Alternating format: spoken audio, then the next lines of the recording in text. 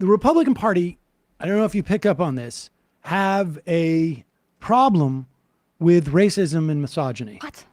And on top of which, not only is it a sort of a vibe thing with them, but you have now a vice presidential candidate who has basically said on camera over the past 3 or 4 years, there's a real problem with women getting out of marriages where there's violence or just, problems. It's a real problem to allow everybody to get a divorce so easily. You also have that same candidate who has said we should have a baseline for, let's play this clip. This is J.D. Vance in an interview with the New York Times. Now, the New York Times has been relentless in its desire to make the Republicans seem like they are not for a national ban. This is Jessica Valenti. She watched this video because she will walk you through this.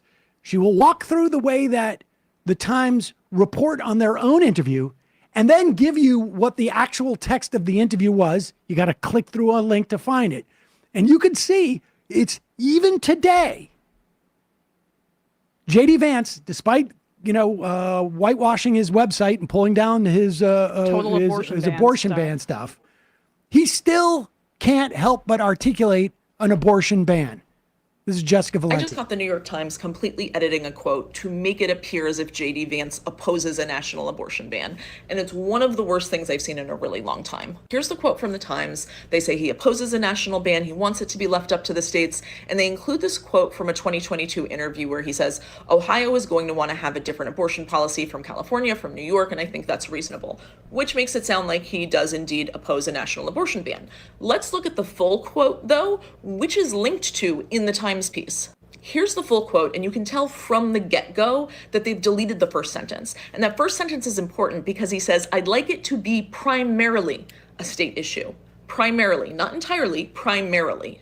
Then you can skip ahead to the end, because the middle is what the New York Times actually did include. Skip ahead to that last sentence where he says, but I think it's fine to sort of set some minimum national standard. That is an abortion ban. That is a national abortion ban. A minimum national standard is a national abortion ban. And that's not me reading between the lines, by the way. Like, this is something that is very well established.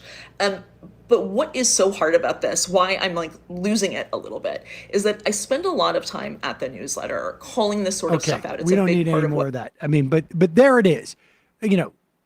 On top of the fact that the New York Times is working overtime to make it seem like J.D. Vance is more reasonable. The fact he wants a national ban. Yeah. And Donald Trump, we read this from Tony Perkins when they came out of the platform. They're making a big deal about the platform getting rid of the abortion ban for the first time in 40 years. Tony Perkins from I think it's the American Families Council, longtime listeners of the program know that Tony Perkins was a little more prominent during the Bush years, said explicitly, this is a campaign document. But if you look at Project 2025, that's a policy document. Campaign documents are for campaigns.